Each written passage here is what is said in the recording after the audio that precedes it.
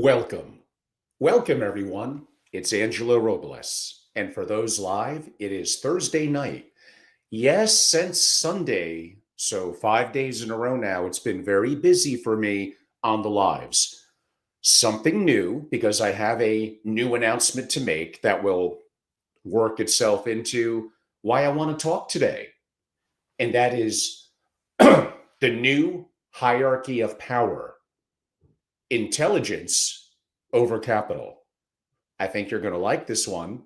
It's going to be interesting.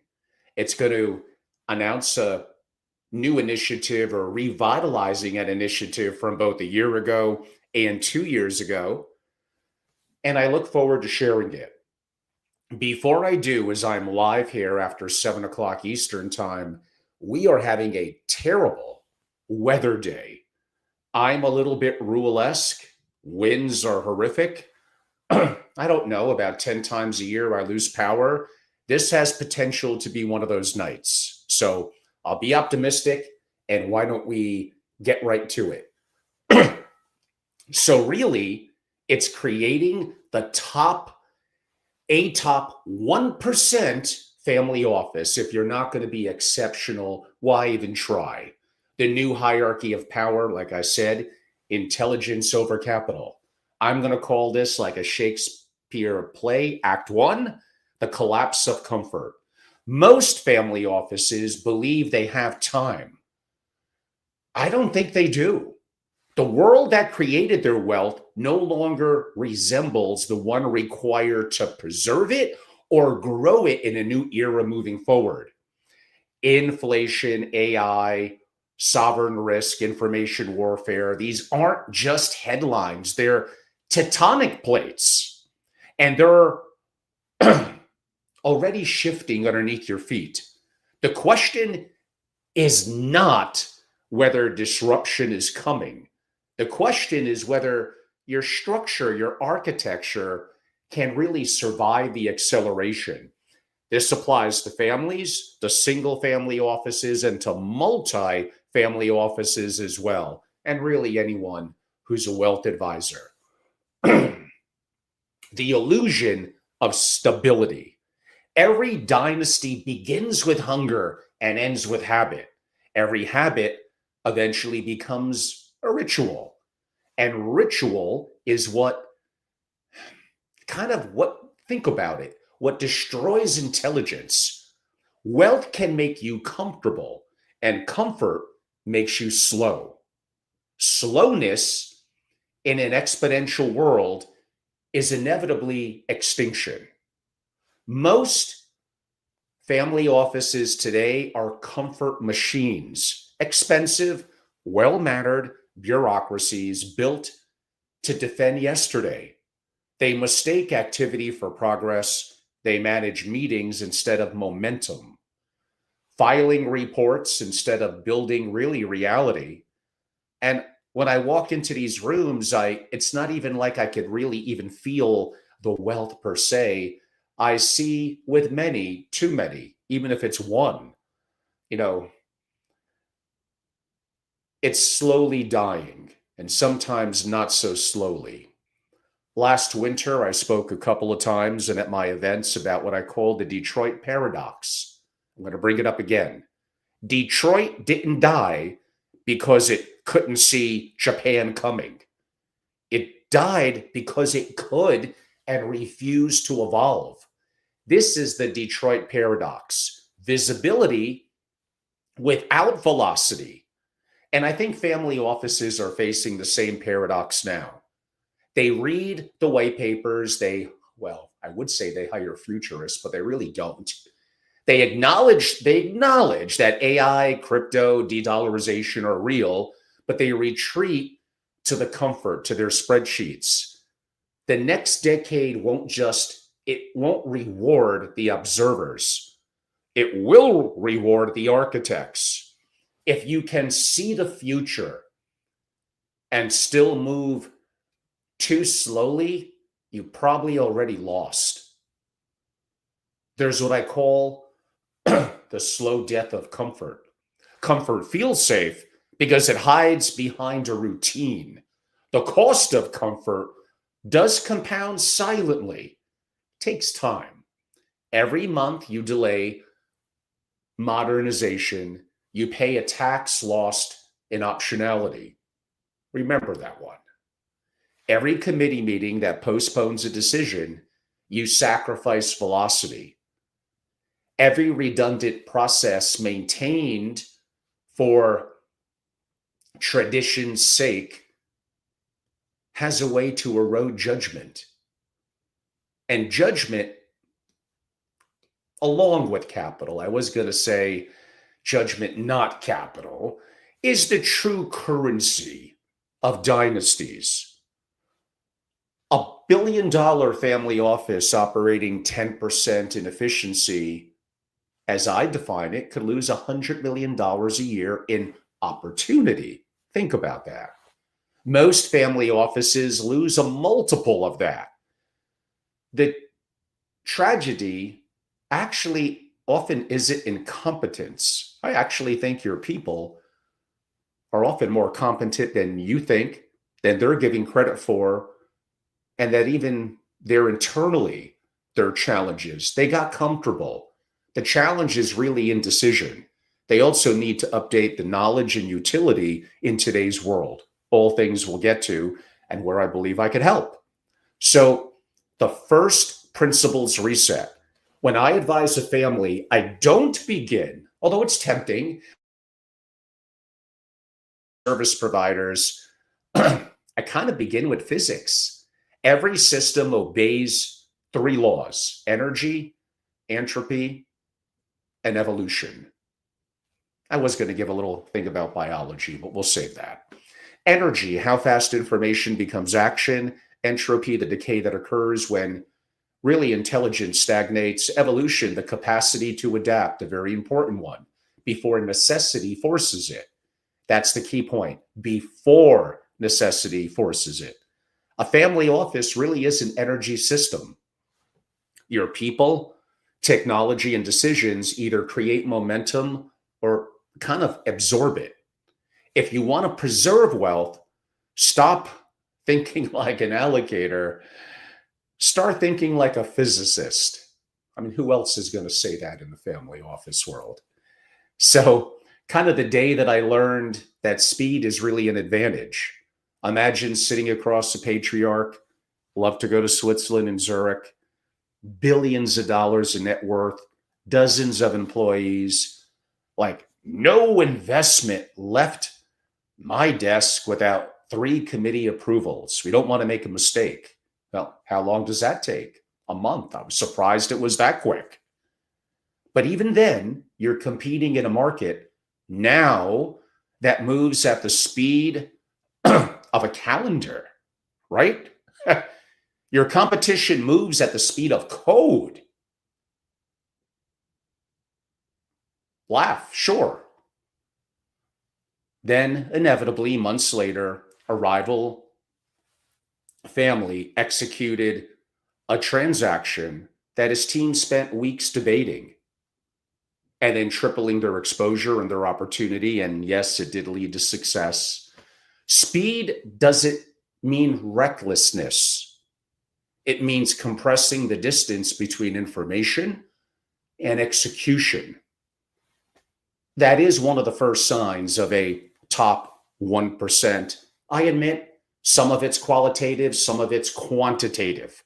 If the family feels it's 1%, then I guess it is. But that doesn't necessarily mean that it actually is. We'll come back to the new definition of power. Power used to mean control over assets. Now it kind of means control over intelligence. You can own the factories, the land, even the money. But if you don't own the intelligence that governs them, you're at least at minimal leasing your future, your heirs. Most family offices treat AI too much kind of like software, but it's not really. It's really more infrastructure. In the industrial age, electricity separated the modern from the obsolete. In this age, how you have to think of that analogy, like now that's a no-brainer. In this age, intelligence will do the same. Those who command it will dominate capital. Those who rent it may become clients of those that do. Now, there is a human blind spot. Wealth can attract talent. It also can attract, in the family office, insulation. Advisors start protecting feelings instead of facts. Executives confuse loyalty with alignment. And that's how, entropy enters kind of the bloodstream. I once worked with the family office whose internal report process took 3 weeks. And again, nothing gets me more excited than putting on my Peter Drucker and doing operational enhancements in the family office. You think I love AI? Woo! When I get to operational efficiencies, that's where I'm most happy. But by the time the data reached the principal, well, sometimes it was obsolete. So that's not really running a modern office. It's more like running a museum. In time, and now with AI, it's a different level, but replacing that entire reporting structure with an adaptive system that learned from behavior. And within 90 days, the decision cycle collapsed from, near 3 weeks to probably 2 or 3 hours. No, their returns didn't necessarily double. I'm not saying that, but their judgment did. What I call the generational drift. Every dynasty faces a moment when inheritance outweighs initiative. The second generation often protects. The third inherits a procedure. The fourth inherits boredom. I think the antidote is creation. Family offices, families really that thrive, are creative laboratories. Not everyone, but there's something going on there within the unit of the family where that needs to happen. Don't be a custodial vault. They treat wealth as a living organism. I kind of want to go back to biology again. I'm really holding back. Constantly redesigning itself. When I spoke with a next-gen leader in Singapore, incredible country, she told me, my father built an empire effectively on energy, oil. I'm building one on intelligence. Now running a sovereign AI office on sovereign compute and utilizing AI agents, real-time geopolitical monitoring across multiple jurisdictions. Of course, she's young, but that's what evolution looks like when belief meets bandwidth. There's a false security of legacy structures. Most family offices are built around legacy legal and tax frameworks that were designed in a slower era that are legally correct, but strategically fragile. Trusts, partnerships, committees, these were invented to manage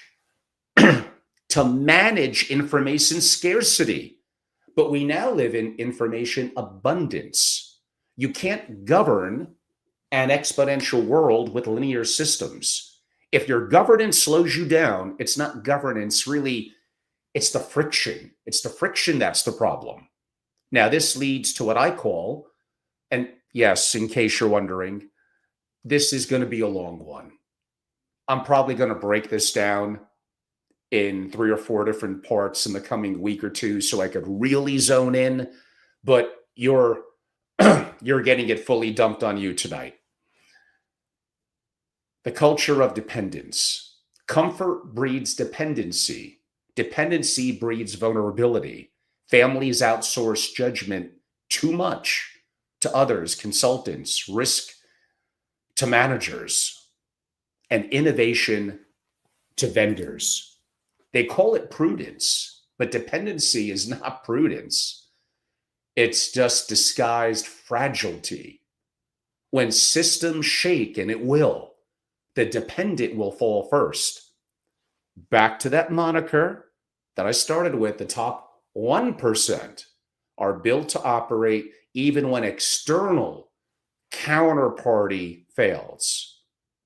It's not paranoia, it simply is by design. I'll give you a little bit, if I could call myself a mentor's observation. Across 20 years and many families and family offices around the world, there are some patterns that do show consistency that you pick up.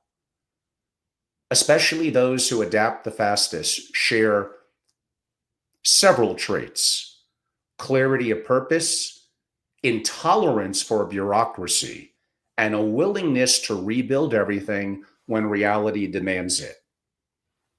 Look at some of your favorite sports teams that continue past 1 year, 3 years, 5 years. They'll often share some of that as well. You can't delegate evolution. You can't. They lead it.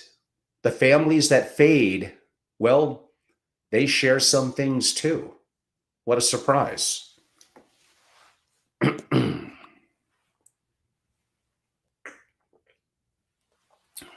Fear of discomfort, attachment to processes that no longer work, and the fatal belief that wealth is somewhat self-sustaining, but it just isn't. Wealth could obey entropy just like everything else. So I do believe it's kind of a call to awaken. The first act is not as much about tactic, it's about awareness. Before you can build an intelligent family office, you kind of have to destroy the illusion of safety, because comfort is a stealth tax on dynasties, and it's going to charge that interest daily.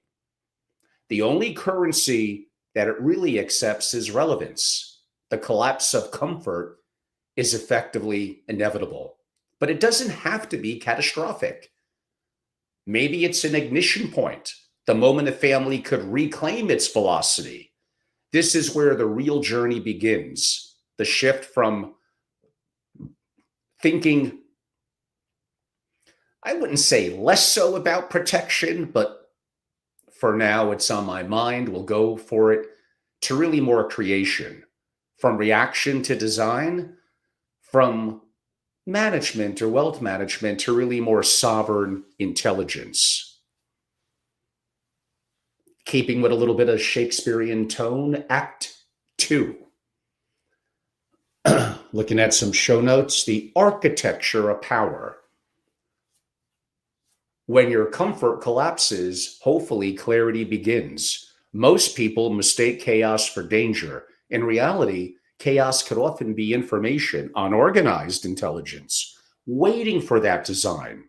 The families who rise to that top 1% among the best of the best aren't those who necessarily fear volatility.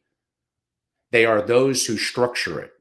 Because power at its core, back to what I said earlier, is architectural.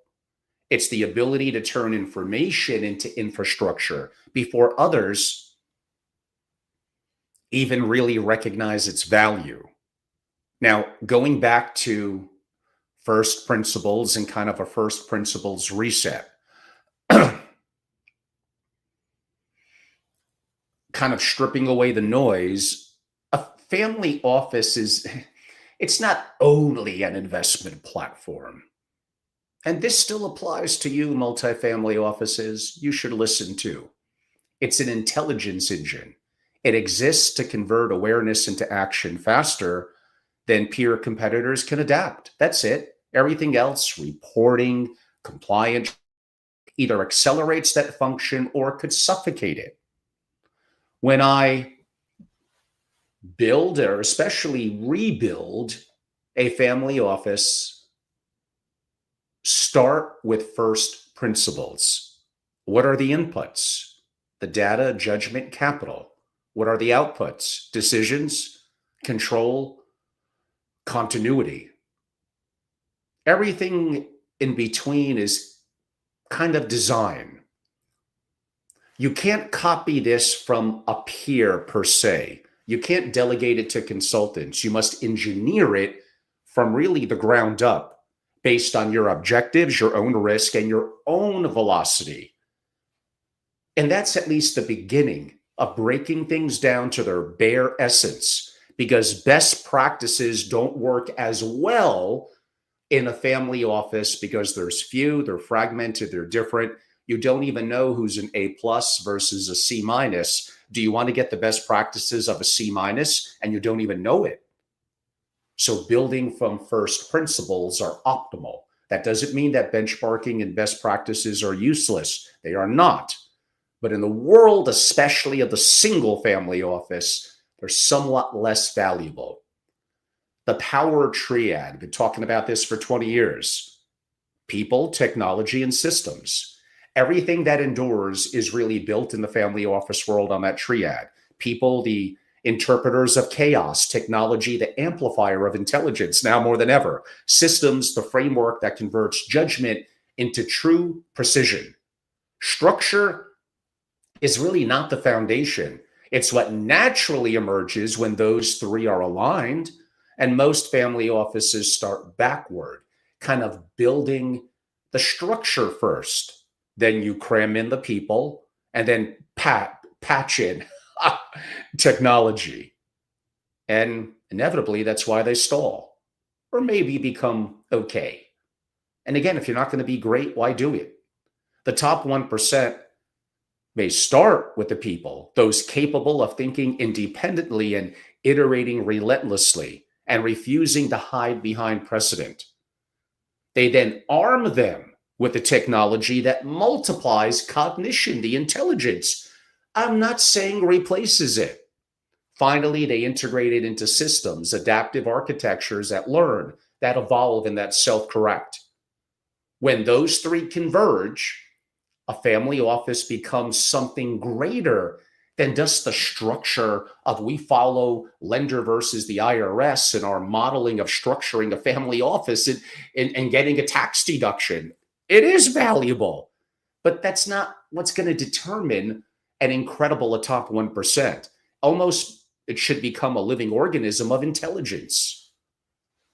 I mean, another story I'll share, worked with a Texas family building their wealth. Well, this may shock you, on energy. Brilliant operators, really, really tough negotiators. But their office did look like it was frozen a little bit like in 1999. Probably too many analysts, endless spreadsheets, quarterly reports, and processes for everything, which is not necessarily good. Actually, that often could be bad, but maybe we'll save that for later. Meeting the patriarch, like, oh, we're too big to change fast. Like, no, you're kind of too big not to. Kind of rebuilt effectively with the same people from zero.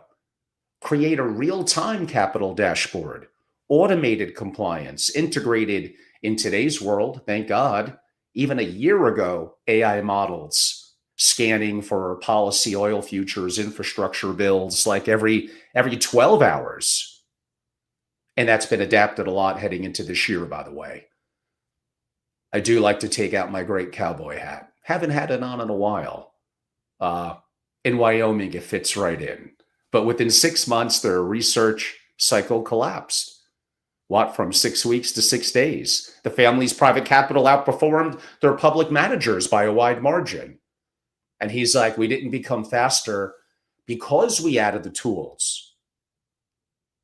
You become faster because you eliminated the excuses. That is the power of amplified intelligence and architecture. And often your people, with the right leadership and culture, with the right resources, and holding them accountable and paying them properly, could actually do some magical things for you. So from management to machinery, most family offices mistake management for mastery. They think running meetings equals running an empire. Management often adds layers. Machinery, well, could remove them, could be elegant, is designed to produce outcomes with hopefully no friction. AI, when properly deployed, is machinery compressing time, eliminating bureaucracy, and enforces discipline, but only if you control it. If your intelligence runs on someone else's infrastructure, many of you heard my AI conversations, especially this week, you don't really own it, you lease it. It's not sovereign. You're bleeding your IP in the cloud. Ownership, but I don't want to make this about AI, although a little bit in and around it is. Ownership isn't or just about possession, it's about control. A true family office owns its data, owns its logic, owns its decision flow. Because the moment you outsource judgment, you're kind of outsourcing destiny. The role, the role of technology. Surprising for me to say this, really, technology isn't the star, it's the nervous system. It should be somewhat invisible, adaptive, and back to one of my favorite words, sovereign. When I say sovereign technology, I mean infrastructure that answers only to you. AI models trained on your private data, internal compute that you command, digital systems that cannot be turned off by a third party, effectively not a true single point of failure. This is what separates access from autonomy. Most families have access, but really few. Few have autonomy. Autonomy is kind of the new wealth. We're probably about halfway through. So I did hint at it a little bit in the last week or two. I got a lot going on. I got my AI Family Office Masterclass, my last group AI Masterclass of the year, coming up next week, November 5th and 6th in New York City. You could still sign up, meet me, be a part of it. I'll change your life. I have 3 books. They'll all be Kindled heading into the earlier part of 2026. One of them I opened up to all of you. Members got first access to it. 10 things to do in your family office right now with AI. And my other was the Family Office Playbook. When that converts to a Kindle, it's going to be like 500 pages. That's only for my members. You join, you get that, and a consultation with me to help you understand that and make a big impact. The third book, I was going to announce it next week, but I got the AI Masterclass coming up. I'm going to wait till the week after it. It's unique. It's different. I kind of wrote, or at least started, all 3 of them about the same time. So it's been a little crazy last couple of weeks. I've been planning for Palm Beach early in the year, but I have an initiative that this is based on creating or redesigning into a top 1% family office. I first started this years ago, and then I reenacted it about 2 years ago. I actually did some digital masterclasses on it. And I was almost ready working on it last winter around the holiday season to release it, but I just felt something was missing. Maybe that was missing was it needed more first principles in AI. And I had a chance to focus on it, to travel the world, to go to Asia, to learn, to meet with families. And now it's 99%. It's effectively ready. So you're getting a little bit of a taste of it in the 1 or so hour I'm going to spend with you tonight. My members will get effectively a handbook, the PowerPoint, which is actually beautiful, and opportunities to connect with me on it. But they're going to get unlimited access to masterclasses I'm going to host on creating a top 1% family office next year. No upcharge. They're a member. I got them covered. Everyone else is going to have to pay. Maybe it won't be as expensive as the AI Masterclass. Maybe it will be. I don't know. But I know what I built is special. Might I do a digital version of it over 10 modules, 1 hour each with a handbook? And maybe. So between now and the end of the year, I'll think about that. But you're getting an early prelude. And again, if you're a multifamily office, this absolutely applies to you. you actually have a chance to maybe get greater advantages on it. And how many of you, with my experiences in the industry, my fluidity in AI, my connectivity, hopefully some original thoughts, reach out to me? Way, way more single family offices. I'm just saying, you know how to reach me. You have the same old advisors to MFOs that you've been listening to for years. Maybe it's time to change things up a little bit. The world is changing. So that's a little bit of the impetus in terms of what I'm doing tonight. Now you know. The Singapore dynasty. I remember a meeting in Singapore. Yes, back to that next gen leader, kind of in a technology centric family office. Like imagine inheriting complex structures of offshore entities, foundations, holding companies. And again, what do I hear? Effectively, the words I feel like I'm in or running a museum. A museum preserves the past, but architects really design the future. So restructuring the entire model focused around the right people, first principles, and technology, building an intelligence core internally, systems that really understand the family's proprietary intelligence, assets, risk, and values. The office can now run full liquidity stress test in effectively minutes, model regulatory changes across the board in multiple continents in a single dashboard. They excelled upon what I could build and help them with. I've learned from them lately. What matters, but what mattered most was really in many ways psychological. Her family went from preserving wealth to commanding it. And that's what evolution, back to that word that I used earlier, looks like. There's something that I kind of call an operator's mandate. To the executives in the room, like imagine your role is no longer admin, it's really architectural.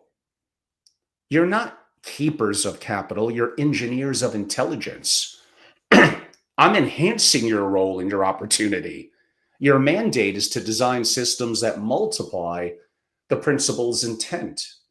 Everything comes down to intent and purpose. Not to dilute it through bureaucracy, even if they're their own worst enemy and get in their own way. Every hour you save from process is an hour returned back to purpose. Think about it that way. Every redundant report automated is really judgment, I hope, reclaimed. When I meet great operators, they do, again, you pick up certain traits, which all of this relates to that third book that I referenced that's going to be different, but give me 2 more weeks to announce it. They measure their value, not necessarily in effort, but in decision velocity.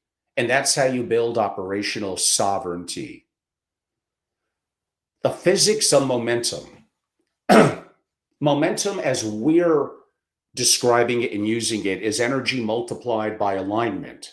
When people, technology, and systems align, energy compounds. When they fragment, entropy wins. That is why the top 1%, admittingly, some of it is qualitative, give me a little bit of leeway there, why the top 1% family offices, they almost feel lighter, faster, quieter. They don't necessarily hustle more. They waste less. There's a difference. Think about that.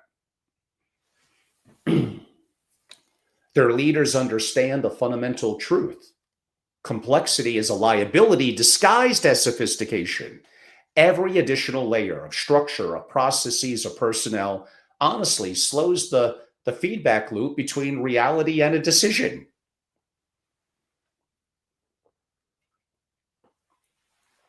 So they strip away everything that doesn't amplify intelligence. And no, that's not minimalism, although that has some tremendous value. That really goes back to physics. Let's see, we did Singapore, Texas, Let's take you back where I actually started in some examples to Geneva, to Switzerland. We have structure, principal states in 5 countries, but I'm not sure we have control anywhere. That could stay with you. Because structure without intelligence is chaos, with maybe better stationary. That's an outdated word in today's world. And he was, looking back, kind of right to worry. The office probably had more entities than insights. So, and again, Occam's razor, sometimes simplifying everything, collapsed redundant entities, but built adaptive systems, made intelligence the anchor of every decision. Months later, calling, now I feel like the family office works for the family, not effectively the other way around. And have you ever thought about it? How often doesn't it feel that way? But that's a moment when governance becomes liberation, actually. Symmetry of design. True architecture is symmetrical. Every input has a mirrored output. Every action has a corresponding intelligence loop. When your systems are symmetrical, you create a compounding of feedback, I would say, a continuous learning organism.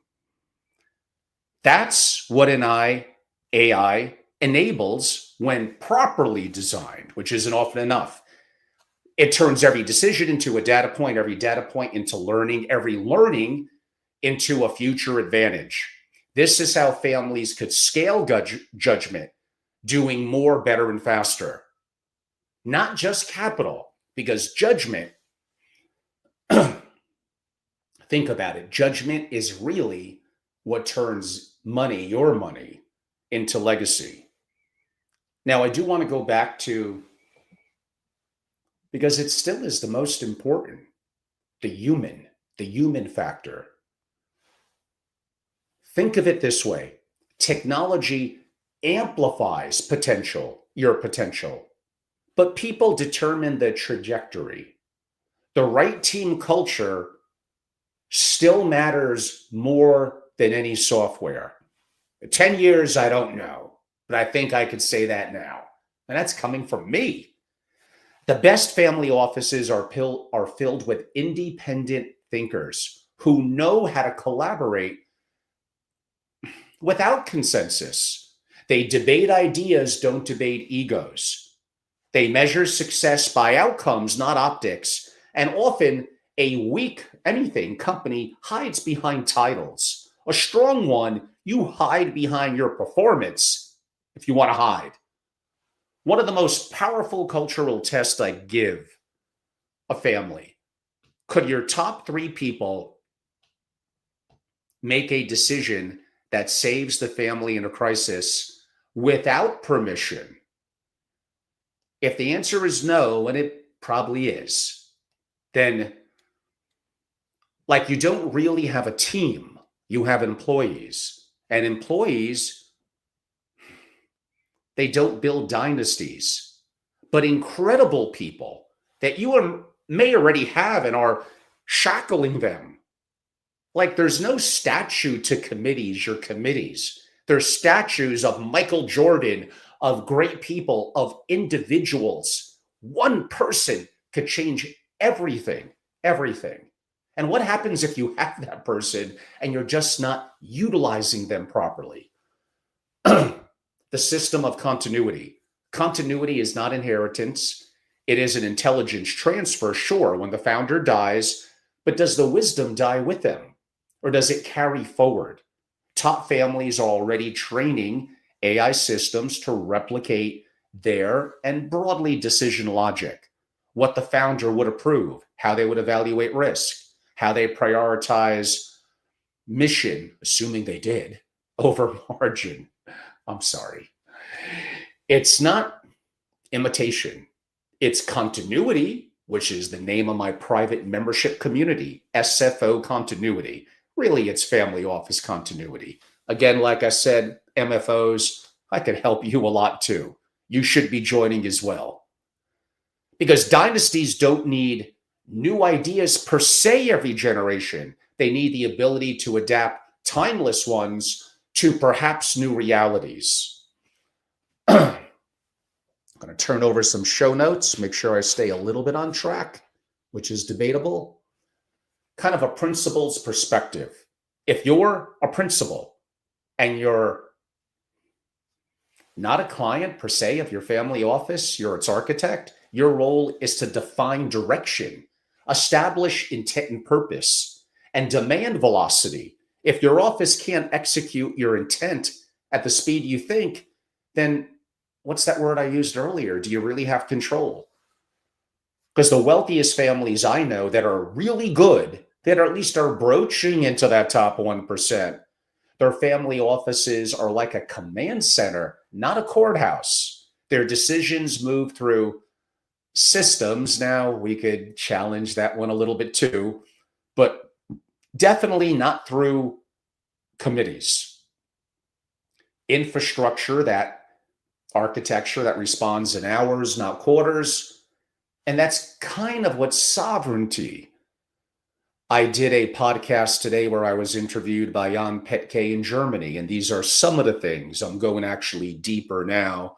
We went broadly into geopolitics and other subjects, but that word sovereignty as a family and family office was the anchor of my discussion. Many of you will see that on my LinkedIn, and I'm going to distribute it in the next couple of days. So the new governance. Governance should not be at least about slowing decisions. It's about ensuring that decisions happen with full intelligence. In the new architecture, kind of governance is kind of code. It could be programmable. It defines who decides what, when, and with what data. It's transparent in real time. It's audible.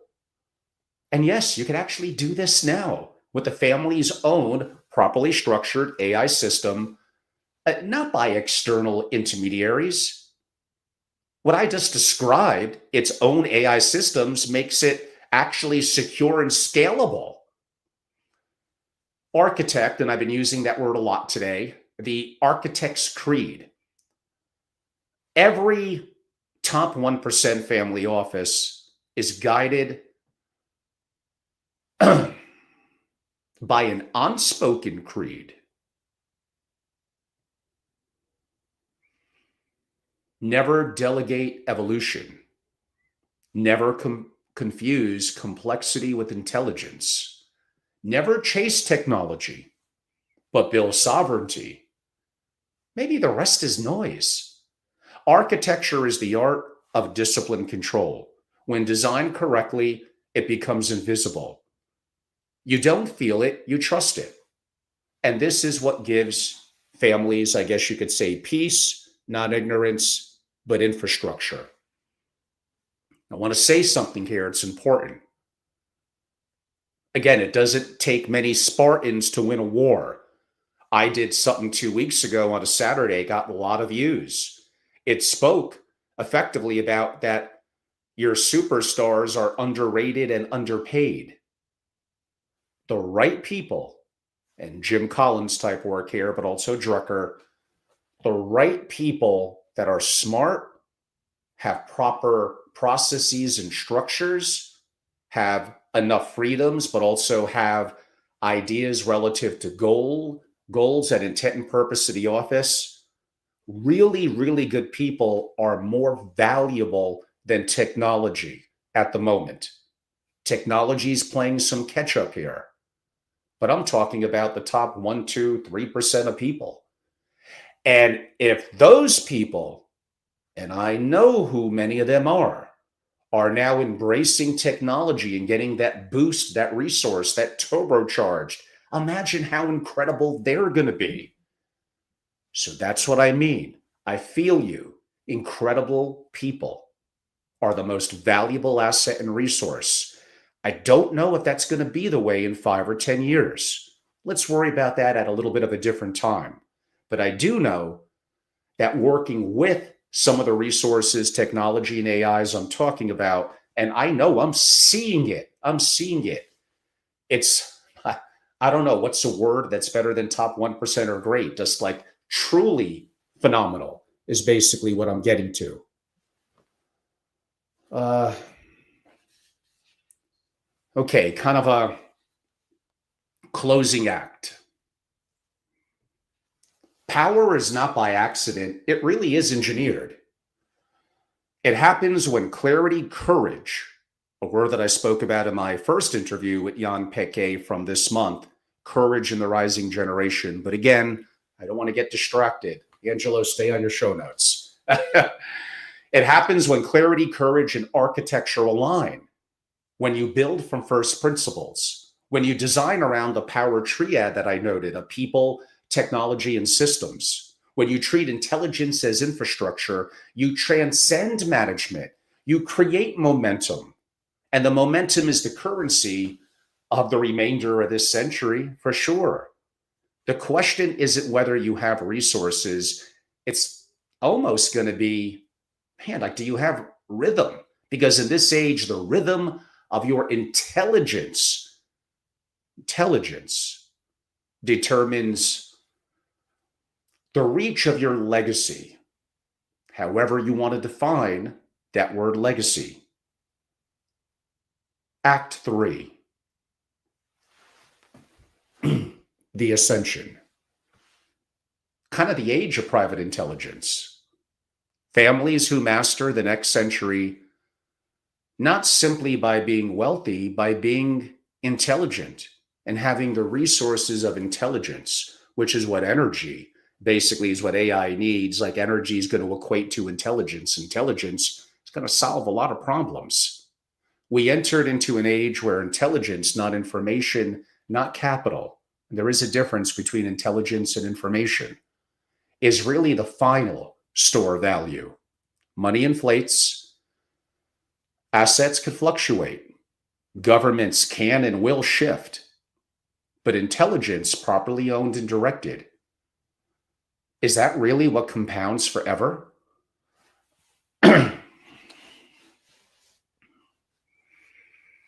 Is there a new hierarchy of power? I mean, think about it. Power used to flow from land, then from capital, then from networks. Today, it really does flow from intelligence control. Those who own it write the code of civilization. Those who rent it, I mean, they kind of have to follow the rules. Every major shock in the last decade, from market collapse to political upheaval, has punished, do you agree? Has punished those who were too slow to really see the patterns. In this new hierarchy, visibility is oxygen. And this is where AI is going to be the lung.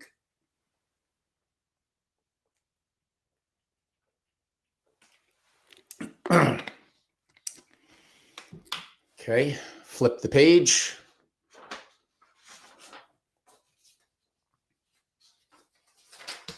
The rise of private intelligence. Public intelligence belongs to governments. Corporate intelligence belongs to platforms. Private intelligence belongs to those who build it. Right now, as you're hearing this, a handful. It's not many, so don't worry, you're not too late. Okay, maybe it's more than a handful, but you get the idea. It's a small percentage of family offices have begun constructing private AI ecosystems, models that are not bleeding to the cloud or information, trained on sometimes decades of deal memos, filings, correspondence, geopolitical data, proprietary intelligence of the family, the principal, etc. These systems don't just analyze markets, they really do anticipate movements. They don't just manage portfolios, they could govern systems. Their AI completely understands the family's risk profile, its purpose, its temperament. It remembers, it predicts, it adapts. And I'm going to have to start to change kind of the definition that I've held to. It's in my name, SFO continuity. What I just described is really the new definition of continuity. Oh, London. Worked with a fourth generation family, shipping, real estate, and inertia effectively. The heir mentioned the father's office was brilliant at protecting yesterday. But relatively recently, reading some of my content, reaching out, joining, being a member, like the heirs want to build something for tomorrow. So imagine with the family's approval, meaning what I call the elders. I mean, I'm an elder, so I'm going to be respectful to the elders. Building a parallel structure. Have you heard of that one before? I didn't really write or talk about this one yet. Kind of a shadow office running private AI. Every investment committee briefing, every tax scenario, every note from the family's council, ingested, analyzed, and vectorized, if I could use that word. Within months, that team can now run simulations that once required multiple firms. The AI actually surfaced hidden correlations between philanthropy, politics, and property markets they've never seen before. Now, I introduced them to an AI integration engineer that I know, someone else who's utterly brilliant when it comes to AI. So I was a part of it, but I'm not saying I was even probably not the most important part, but I did connect the dots. So they said, for the first time, I feel like I'm steering the future instead of inheriting it. Don't you want, you're only as happy as your unhappiest child. No matter how much money you have, don't you want them to feel useful, to come to their purpose? You should be happy that they're initiating this initiative. And that really comes down to the essence of private intelligence. Command through comprehension. Really from information now to insight. Information is static. Intelligence isn't, it's kinetic. Information tells you what happened. Intelligence, I told you there was big differences there. Intelligence tells you what will. Most family offices drown in data, but they starve for insight. They confuse knowing with understanding. Private intelligence turns noise into signal, linking kind of the financial data with behavioral data, geopolitical risk with more cultural context. It fuses intuition and computation into one rhythm, that word I used earlier. And that's how dynasties survive inevitable disruption, but not from hiding from it, by absorbing it. And Taleb, and of course, in his books, was very eloquent, way more than me, discussing this. By absorbing it faster than often how I would define it, others would react. Kind of the sovereign compute imperative. Let's be direct.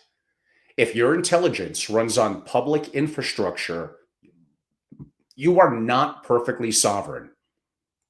You are a tenant in someone else's cloud, subject to jurisdiction, governmental, regulatory, someone else's ethics, spying on you, hacking. True sovereignty requires command over your compute.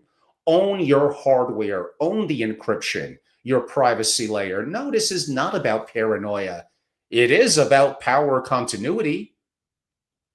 Like another family in Europe that I know, like they moved their tech stack from a third-party servers to more private infrastructure. I'm not saying it was fun, and it cost some money and time, but building within their own jurisdiction of trust their private infrastructure. I mean, even the CFO, for the first time in 20 years, I felt like our decisions couldn't be weaponized, I guess you could say, against us. Like, that's not even really technology. That's freedom codified, is what that is.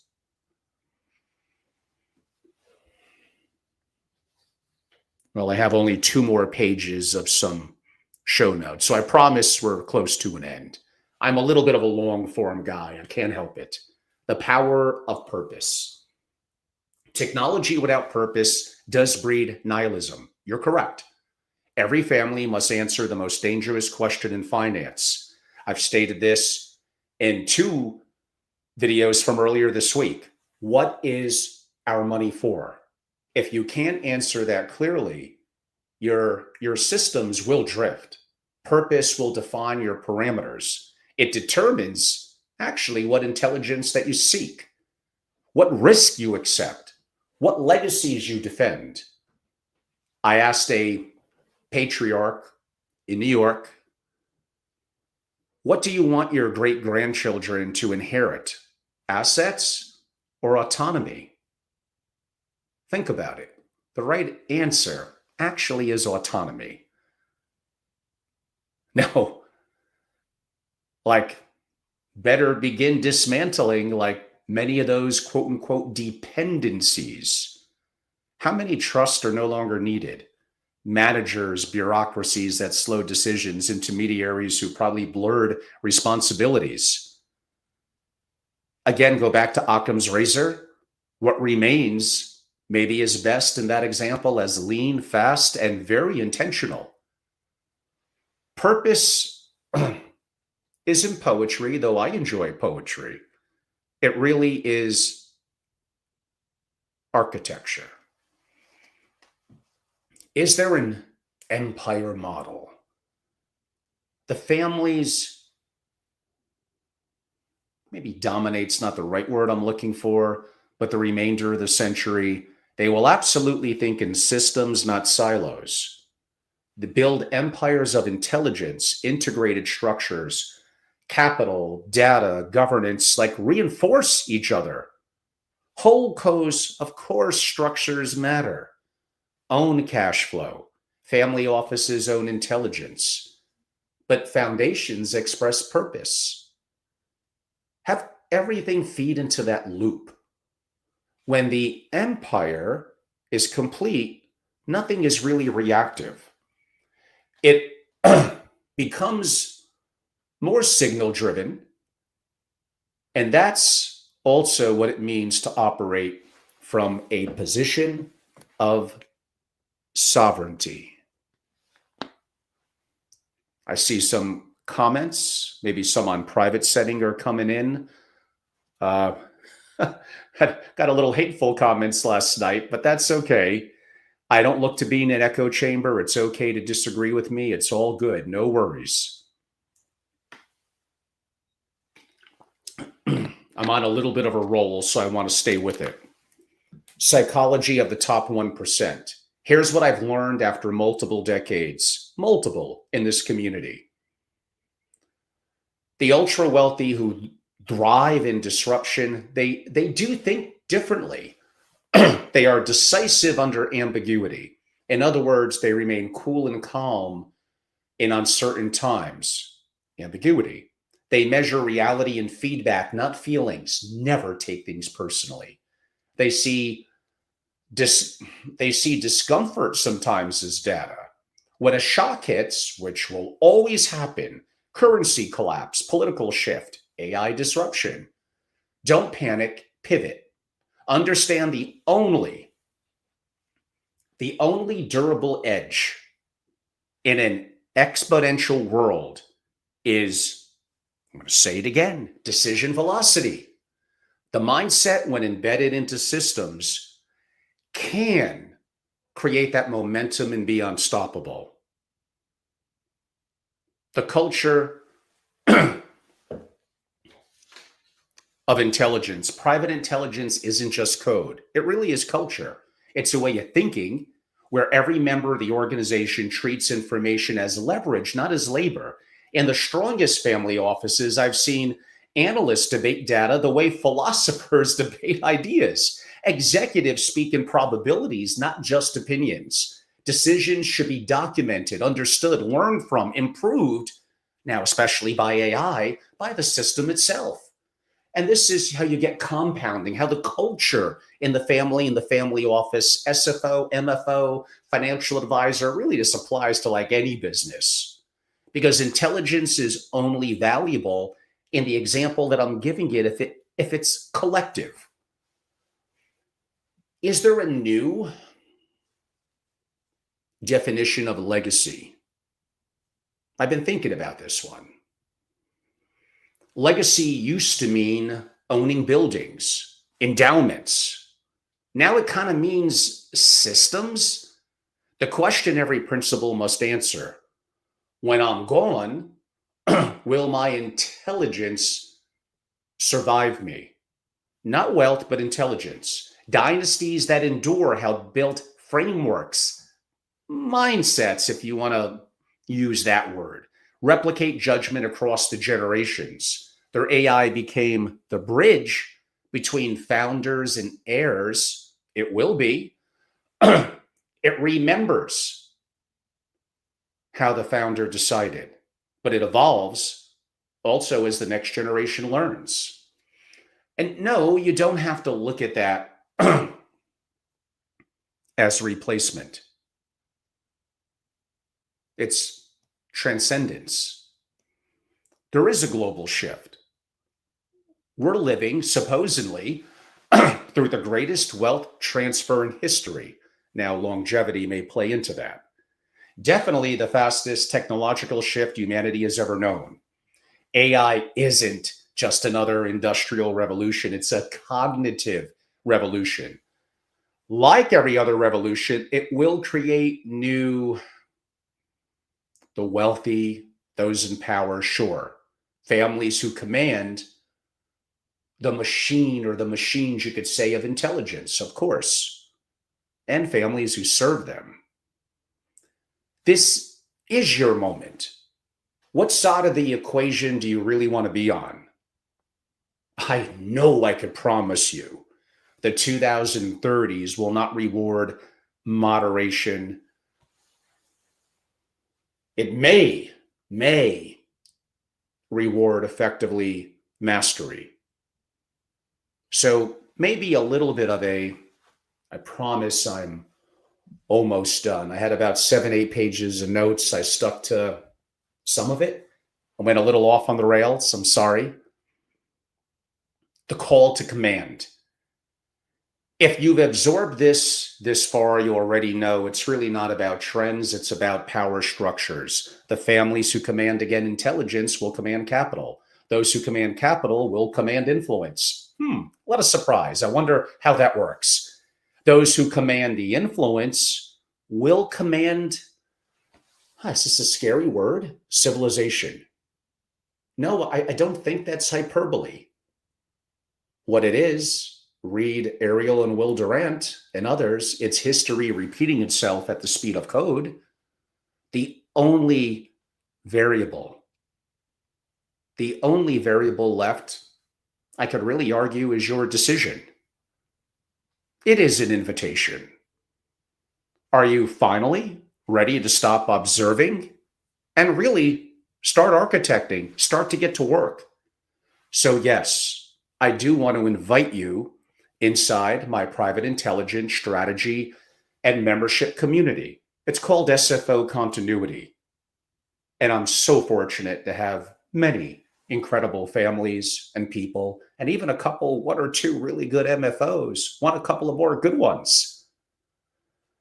Like, I build frameworks, first principles thinking, again, intelligence and strategies, and obviously a thought leader in AI and family offices for AI governance, private compute, and really the intelligence infrastructure moving forward.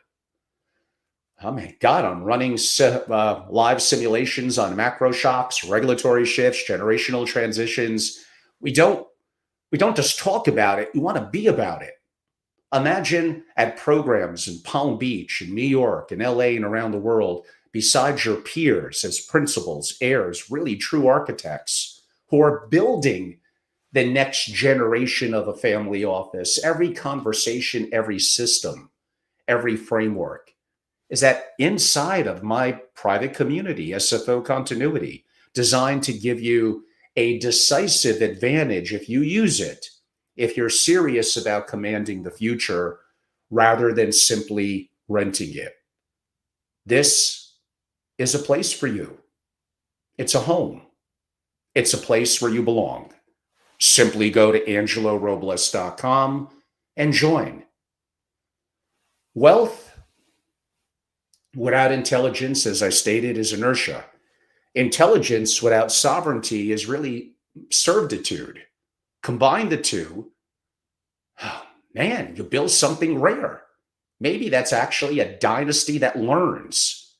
This is the great transition of our age from passive capital to active cognition, from reactive management to really proactive mastery.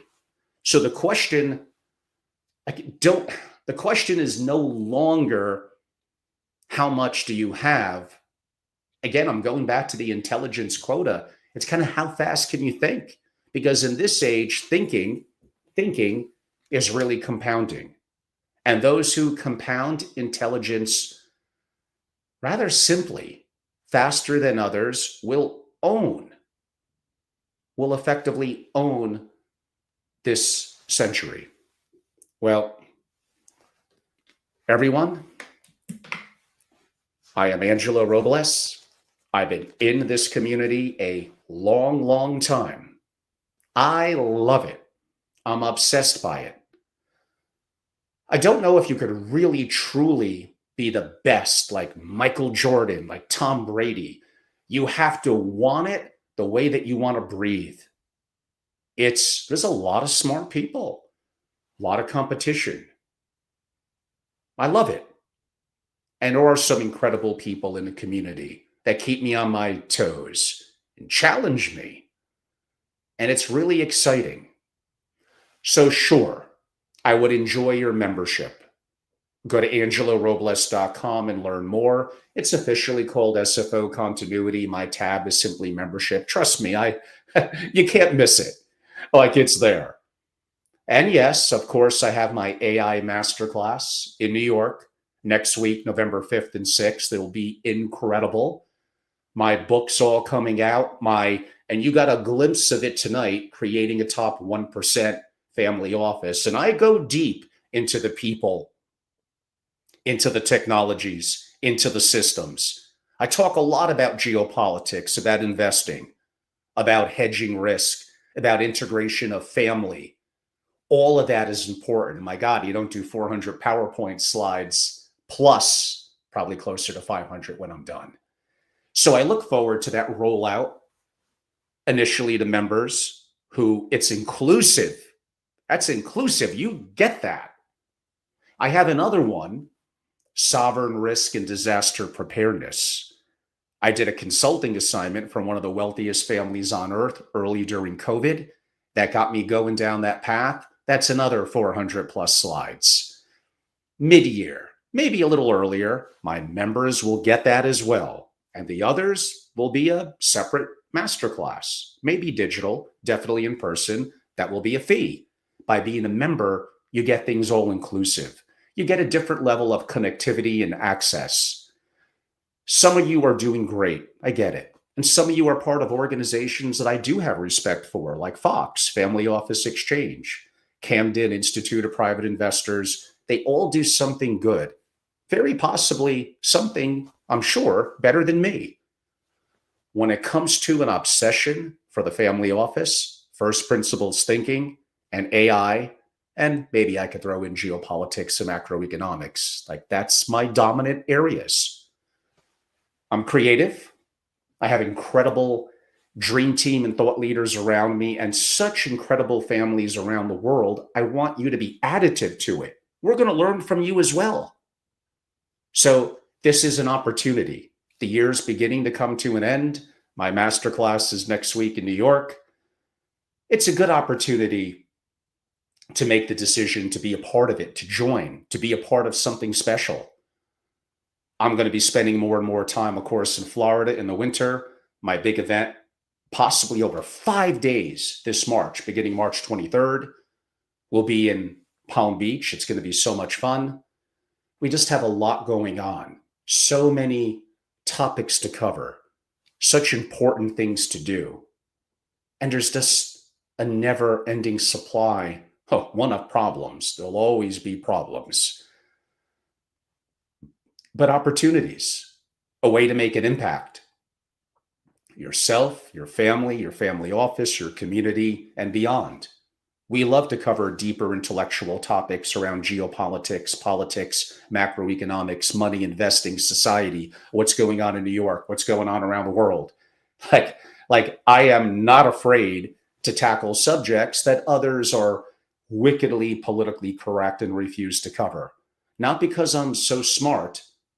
I put in my work and I come prepared, and I want to jump out of that echo chamber as fast as I could. I want to learn other opinions and feedback. It's just an exciting time. And I think it's a great time for you to look more into what I do and to jump on board and be a part of it. To SFO continuity, the membership, the masterclasses, the unique proprietary content. So thank you all so much. Not really too much news. Some advertisers apparently in the comments. Some of you did text me. Thank you. I guess you want to keep off the grid of being in a DM. I understand. And members, and one of them was a member. Yes, last year I was pretty close. Then I got a little distracted. A lot of things going on. The Creating a Top 1% will be out before the end of the year. And you are going to be the first ones as members to really get it, immerse in it, and be a part of it. And no upcharge for being a part of either a digital or an in-person masterclass. You are covered, period. I look forward to it. And some of you, I still hope to see in New York, November 5th and 6th, at a one-of-a-kind AI masterclass. And other than for members, I may only do one-on-ones, those masterclasses next year with me and our faculty. We'll see. We'll see. So much going on. I got a lot. Enjoy tonight. I don't know, what is there, baseball or the NBA's on? Hopefully the Knicks won't go to a losing record. They're already 2-2 after starting off 2-0. I hope you're all doing awesome. I'm going to have a late dinner. If the weather holds up, I may smoke a cigar to wrap up the night. You're all great. I appreciate you. Please give me feedback and criticism. I want to learn. Thank you all so much. Look forward to the next time. Thank you.